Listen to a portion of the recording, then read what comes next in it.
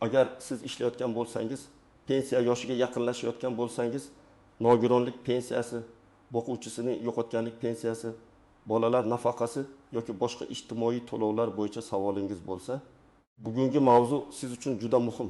Chunki bitta noto'g'ri qadam, bitta yetishmayotgan hujjat yoki vaqtida berilmagan murojaat sababli odam bir necha oy, ba'zan esa bir necha yil davomida o'ziga tegishli pulni ola olmay qolishi mumkin.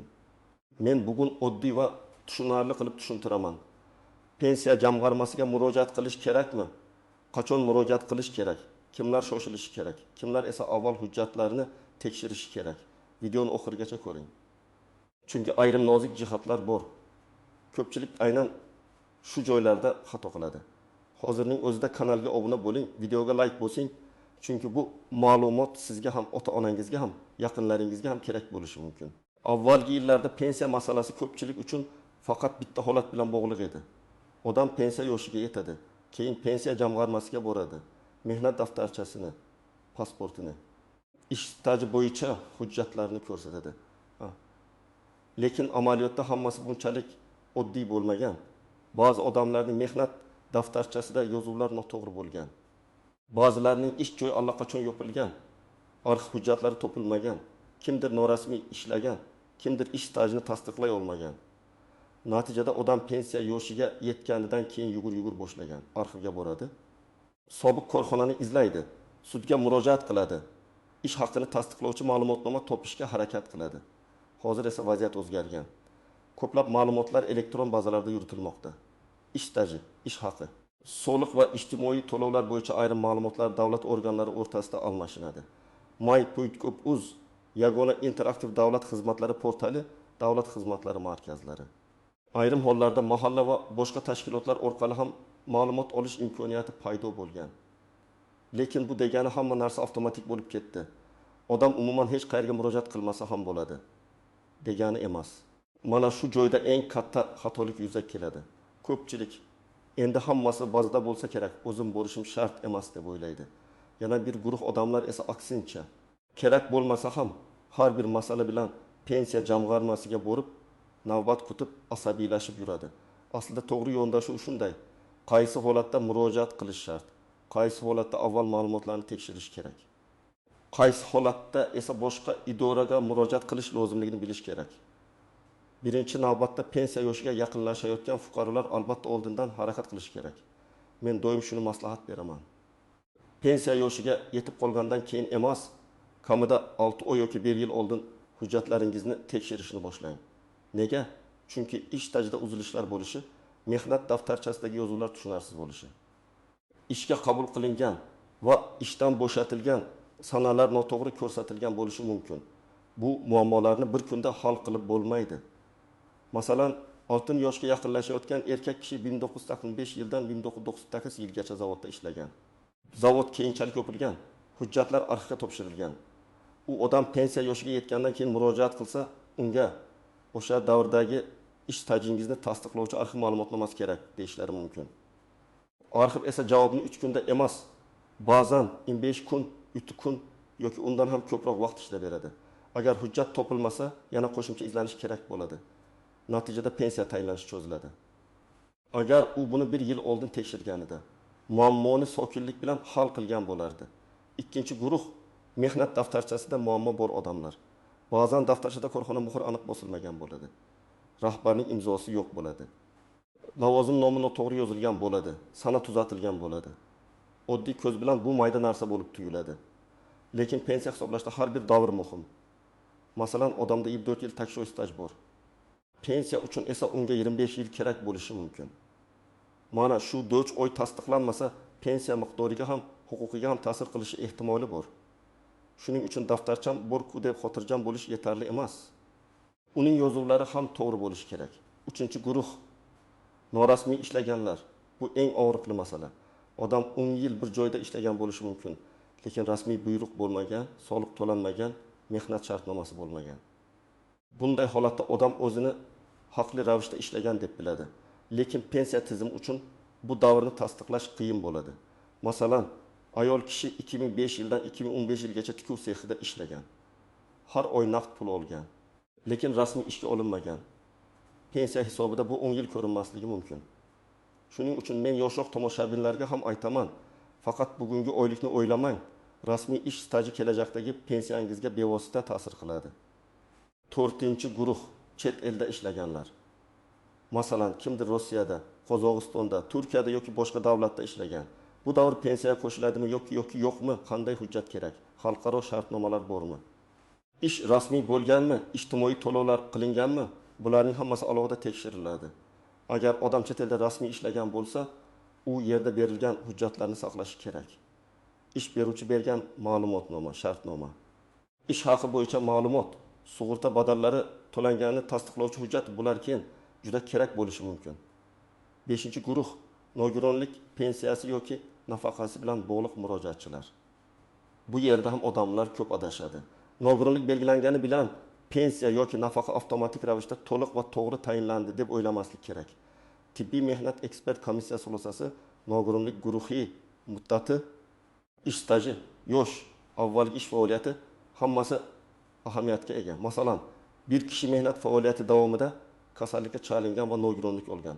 Unga nogironlik pensiyasi tayinlanishi mumkin.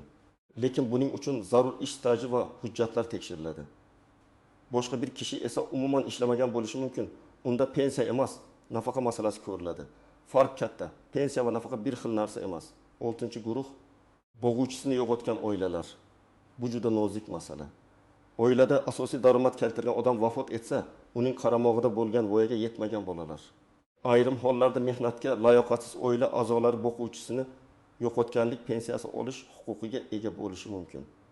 Lekin buning uchun vafot etgan shaxsning ish staji, rasmiy ishlagan davrlari, bolalarning tug'ilganlik guvohnomalari, nikoh hujjatlari, vafot etganlik guvohnomasi kabi hujjatlar kerak bo'ladi.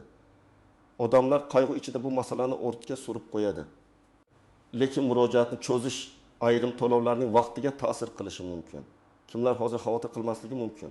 Agar siz yosh bo'lsangiz, rasmiy ishlayotgan bo'lsangiz, ish beruvchingiz sizni mehnat shartnomasi asosida ishga olgan bo'lsa, oyligingizdan tegishli soliqlar va to'lovlar rasmiy o'tayotgan bo'lsa, elektron mehnat daftarchangizda ma'lumotlar to'g'ri ko'rinayotgan bo'lsa, hozir har oy pensiya jamg'armasiga borishingiz shart emas. Lekin umuman beparvo bo'lish ham to'g'ri emas. Yiliga kamida bir marta o'z ma'lumotlaringizni tekshirib qo'yish foydali.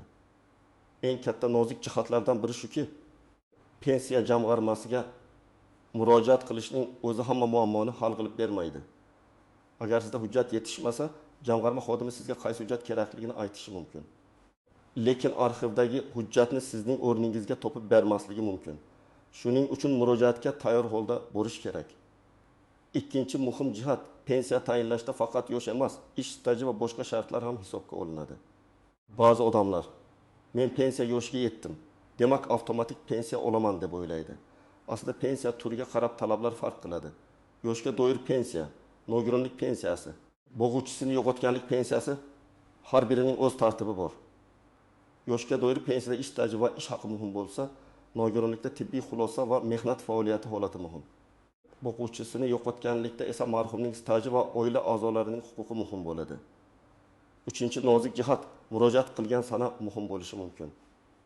Ba'zi to'lovlar ariza berilgan kundan boshlab tayinlanadi yoki muayyan muddatlar bilan bog'liq bo'ladi. Shuning uchun keyinroq boraman, vaqtim bo'lganda hal qilaman deyish moliyaviy yo'qotishga olib kelishi mumkin. Masalan, odam pensiya yoshiga yetganidan keyin 3 oy o'tib murojaat qilsa, ayrim holatlarda to'lovni aynan qaysi sanadan hisoblash masalasi tartibga bog'liq bo'ladi. Men har doim shuni aytaman. Huquqingiz paydo bo'lganini bilsangiz, murojaatni o'rtga surmang. 4-xato, faqat og'zaki gapga ishonish. Masalan, kimdir pensiya jamg'armasiga boradi, navbatda turgan boshqa odam unga senga baribir chiqmaydi deydi. Yoki tanishi menda ham shunday bo'lgan, rad qilishgan deydi. Har bir ish alohida ko'riladi. Sizning stajingiz, hujjatingiz, yoshingiz, oilaviy holatingiz, nogironlik guruhi, marhum boquvchining ish faoliyati hammasi boshqacha bo'lishi mumkin. Shuning uchun rasmiy manbadan aniqlik kiritish kerak. Agar rad javobi berilsa, rad etish sababi yozma ko'rsatilishi kerak. Ana shunda siz nima yetishmayotganini tushunasiz va keyingi qadamni belgilaysiz. 5-nozik jihat. Ish haqi ma'lumotlari pensiya miqdoriga ta'sir qilishi mumkin. Odam faqat stajni o'ylaydi, lekin ish haqi bo'yicha ma'lumotlar ham muhim. Masalan, ikki odamning ish staji bir xil o'timi yil. Lekin biri uzoq yillar yuqori rasmiy maosh olgan, ikkinchisi esa minimal rasmiy maosh bilan ishlagan yoki maoshining bir qismi konvertda berilgan. Kelajakda pensiya miqdorida farq bo'lishi tabiiy. Bugun norasmiy pul ko'proq tuyulishi mumkin, lekin ertaga pensiya hisobida u ko'rinmaydi. 6-masala, ayollarning ish staji, bola parvarishi va uzilishlar. Ko'plab ayollar hayotida bola tarbiyasi sababli ishda uzilishlar bo'ladi. Ayrim davrlar qonunchilikka muvofiq hisobga olinishi mumkin. Ayrimlari esa hujjat bilan tasdiqlanishi kerak. Masalan, ayol 20 yil ishlagan, keyin farzandlari kichikligi sababli bir necha yil uyda bo'lgan. U pensiya masalasida qaysi davrlar stajga kiradi, qaysi hujjatlar kerak bo'ladi, shuni oldindan aniqlab olish kerak. Tug'ilganlik guvohnomalari, mehnat daftarchasi, ish joyi buyruqlari, elektron yozuvlar, bularning hammasi muhim. 7-masala, familiya o'zgargan holatlar. Bu ayniqsa ayollarda ko'p uchraydi. Mehnat daftarchasida qizlik familiyasi, pasportda turmushdagi familiyasi, diplomda boshqa yozuv, arxiv ma'lumotnomasida imlo farqi bo'lishi mumkin. Masalan, Karimova bir joyda Karimova deb yozilgan yoki ismda bitta harf farq qiladi. Oddiy hayotda bu mayda xato bo'lib ko'rinadi, lekin hujjatlarni solishtirishda muammo tug'dirishi mumkin. Bunday holatda nikoh guvohnomasi, familiya o'zgarganini tasdiqlovchi hujjatlar, zarur bo'lsa fadaya ma'lumotlari kerak bo'ladi. 8-nozik jihat, arxiv hujjatlari. Korxona yopilgan bo'lsa, hujjatlar qayerda saqlanayotganini aniqlash kerak. Ba'zan tuman arxivida, ba'zan viloyat arxivida, ba'zan korxonaning huquqiy vorisi bo'lgan tashkilotda bo'ladi. Odamlar ko'pincha eski ish joyiga boradi. U yerda hech kim yo'q, keyin hujjat yo'q ekan deb taslim bo'ladi. Aslida arxiv orqali izlash kerak. Agar arxivda ham topilmasa, ayrim holatlarda sud orqali faktni belgilash masalasi ko'rilishi mumkin. Lekin bu oson jarayon emas. Guvohlar, qo'shimcha hujjatlar, boshqa dalillar kerak bo'ladi. Birinchi qadam o'z holatingizni aniqlang. Siz pensiya yoshiga yaqinmisiz? Nogironlik bo'yicha murojaat qilyapsizmi? Bo'g'uvchisini yo'qotganlik pensiyasi kerakmi? Yoki shuncha kelajakdagi pensiyangiz uchun ish stajingizni tekshirmoqchimisiz? Maqsad aniq bo'lmasa, qaysi hujjat kerakligini ham bila olmaysiz. Ikkinchi qadam, shaxsiy hujjatlaringizni tartibga keltiring. Pasport yoki ID karta, JSSHIR, mehnat daftarchasi bo'lsa, uning asl nusxasi, elektron mehnat daftarchasi ma'lumotlari, diplom, harbiy xizmat hujjatlari, nikoh yoki ajrim hujjatlari, farzandlarning tug'ilganlik guvohnomalari, nogironlik bo'yicha tibbiy xulosa, vafot etganlik guvohnomasi kabi hujjatlar vaziyatga qarab kerak bo'ladi. Men tavsiya qilaman. Hammasini bitta papkaga joylang. Nusxalarini ham tayyorlab qo'ying. Telefoningizga suratga olib saqlab qo'ying. Lekin asl nusxalarni yo'qotmang. 3-qadam, ish stajingizni tekshiring. Agar sizda eski mehnat daftarchasi bo'lsa, undagi har bir yozuvni ko'rib chiqing. Ishga qabul qilingan sana bormi? Ishdan bo'shatilgan sana bormi? Buyruq raqami yozilganmi? Muhr bormi? Imzo bormi? Agar biror joyda noaniqlik bo'lsa, o'sha ish joyi hozir mavjudmi? Arxivga topshirilganmi? Shuni aniqlang. Agar elektron tizimda ish staji ko'rinmasa, bu masalani ish beruvchi yoki tegishli idoralar orqali to'g'rilash kerak bo'lishi mumkin. 4-qadam, rasmiy murojaat qiling. Buning uchun yashash joyingizdagi pensiya jamg'armasi bo'limiga murojaat qilishingiz mumkin. Ayrim xizmatlarni davlat xizmatlari markazi orqali yoki elektron portal orqali olish imkoniyati bo'lishi mumkin. Qaysi yo'l qulay bo'lsa, shuni tanlang. Lekin murojaat qilganda albatta ariza ro'yxatdan o'tganiga e'tibor bering. Og'zaki maslahat boshqa, rasmiy ariza boshqa. Agar sizning masalangiz murakkab bo'lsa, rasmiy ariza berganingiz ma'qul. Chunki keyin javob ham rasmiy bo'ladi. 5-qadam, arizada aniq yozing. Menga pensiya kerak deb umumiy yozish o'rniga yoshga doir pensiya tayinlash masalasini ko'rib chiqishingizni so'rayman. Bo'g'uvchisini yo'qotganlik pensiyasi tayinlash bo'yicha murojaat qilaman. Ish stajimni hisobga olish uchun falon davr bo'yicha hujjatlarni ko'rib chiqishingizni so'rayman deb aniq yozish yaxshiroq. Agar sizda muammo bo'lsa, masalan, 1992-1997 yillardagi ish staji hisobga olinmayotgan bo'lsa, aynan shu davrni ko'rsating. 6-qadam, javobni diqqat bilan o'qing. Agar sizga qo'shimcha hujjat so'ralsa, qaysi hujjat, qaysi davr uchun, qayerdan olinishi kerakligini aniqlang. Agar rad etilsa, rad etish sababi nimada ekanini tushuning. Staj yetarli emas, hujjat tasdiqlanmagan, ma'lumotlar mos kelmaydi. Tibbiy xulosa talabga javob bermaydi. Har bir sababning yechimi boshqa. Sababni bilmasdan turib, muammoni hal qilib bo'lmaydi. 7-qadam zarur bo'lsa arxivga murojaat qiling. Arxivga yozma so'rov yuboring. So'rovda ism familiyangizni, o'sha davrdagi familiyangizni, tug'ilgan sanangizni, ishlagan korxonangiz nomini, lavozimingizni, taxminiy ishlagan yillaringizni ko'rsating. Masalan, men 1990 yildan 1994 yilgacha falon zavodda chilangar lavozimida ishlaganman. Shu davr bo'yicha ishga qabul qilish va ishdan bo'shatish buyruqlari, ish haqi ma'lumotlarini taqdim etishingizni so'rayman. Ma'lumot qancha aniq bo'lsa, topish shuncha oson bo'ladi. 8-qadam ish beruvchi bilan bog'laning. Agar korxona hozir ham ishlayotgan bo'lsa, kadrlar bo'limiga yoki buxgalteriyaga murojaat qiling. Sizni ishga qabul qilish buyrug'i, ishdan bo'shatish buyrug'i, ish haqi ma'lumotnomasi, mehnat shartnomasi nusxasi kerak bo'lishi mumkin. Agar ish beruvchi hujjat berishni cho'zsa, yozma ariza qoldiring va kirim raqamini oling. 9-qadam. Huquqingizni himoya qilishdan qo'rqmang. Agar siz o'zingizni haqli deb bilsangiz, hujjatlaringiz bor bo'lsa, lekin masala hal bo'lmasa, yuqori turuvchi tashkilotga murojaat qilish, yuridik maslahat olish. Zarur hollarda sud tartibida huquqni himoya qilish mumkin. Lekin sudga borishdan oldin hujjatlarni to'plash, rad javobini olish, dalillarni tayyorlash kerak. Faqat men ishlaganman degan gap yetarli bo'lmasligi mumkin. 10-qadam. Kelajak uchun profilaktika qiling. Agar siz hali pensiya yoshiga uzoq bo'lsangiz ham, rasmiy ishlashga harakat qiling. Ishga kirganingizda mehnat shartnomasi tuzilganini tekshiring. Oyligingiz rasmiy ko'rsatilayotganiga e'tibor bering. Elektron mehnat daftarchangizdagi ma'lumotlarni vaqti bilan tekshiring. Ishdan bo'shaganda buyruq to'g'ri rasmiylashtirilganiga ishonch hosil qiling. Bugun undagiga ajratib tekshirgan narsangiz 20 yildan keyin sizni katta muammodan qutqarishi mumkin. Endi asosiy savolga aniq javob beraman. Pensiya jamg'armasiga murojaat qilish kerakmi? Ha, agar sizda pensiya yoki ijtimoiy to'lov bo'yicha huquq paydo bo'lgan bo'lsa, pensiya yoshiga yaqinlashayotgan bo'lsangiz, hujjatlaringizda noaniqlik bo'lsa, stajingiz ko'rinmayotgan bo'lsa, nogironlik yoki boquvchisini yo'qotganlik holati bo'lsa, albatta murojaat qilish kerak. Lekin murojaatga tayyorgarliksiz borish, hujjatsiz borish faqat og'zaki gap bilan cheklanish to'g'ri emas. Avval hujjatlarni jamlang, holatingizni aniqlang, keyin rasmiy murojaat qiling. Agar siz yosh, rasmiy ishlayotgan, elektron ma'lumotlari to'g'ri yuritilayotgan fuqaro bo'lsangiz, har oy pensiya jamg'armasiga borishingiz shart emas. Lekin o'z ma'lumotlaringizni muntazam tekshirib turishingiz shart. Chunki pensiya bu faqat keksalikdagi masala emas. Bu bugungi rasmiy ish, bugungi to'lovlar, bugungi hujjat intizomi bilan bog'liq masala.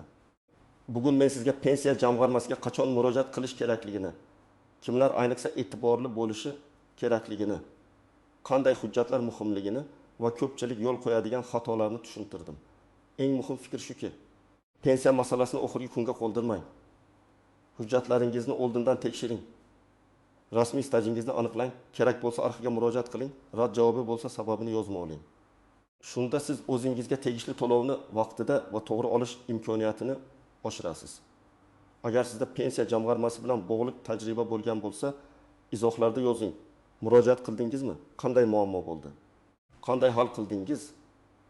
Sizning tajribangiz boshqa tomoshabinlarga ham foyda beradi. Video kanalga obuna bo'ling va yaqinlaringizga ham yuboring, chunki bu mavzu har bir oilaga, har bir ishlayotgan insonga va har bir pensiya yoshiga yaqinlashayotgan ota-onamizga bevosita tegishli.